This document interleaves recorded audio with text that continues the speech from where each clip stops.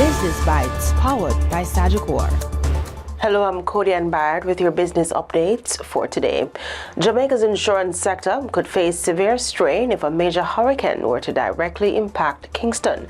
That's according to General Accident Insurance Group CEO Sharon Donaldson, who said the capital has one of the highest concentrations of insured assets on the island. During a recent investor briefing, she revealed that while Hurricane Melissa produced a claims ratio of roughly 25% relative to damaged assets, losses would have significantly been greater had the system passed directly through the capital. Luckily, as my mother would want to say, Jamaica is a praying country. Yeah, it didn't come through Kingston. It did come through Kingston.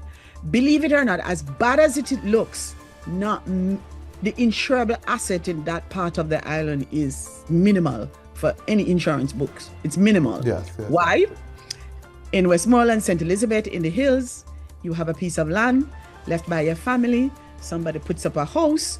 They have no mortgage. It took them 10 years to keep adding till they actually get the house. They have no insurance on those assets down there. She warned that insurance companies have limits on the level of losses they can absorb, even with support from reinsurers. In extreme disaster scenarios, claims payouts could potentially have to be reduced on a pro rata basis or handled on a first-come, first-served basis if available funds become insufficient. You don't want that to happen. You want to make sure that you pay your insurance premium so the insurance companies can go out and buy the best coverage. I want to say this too.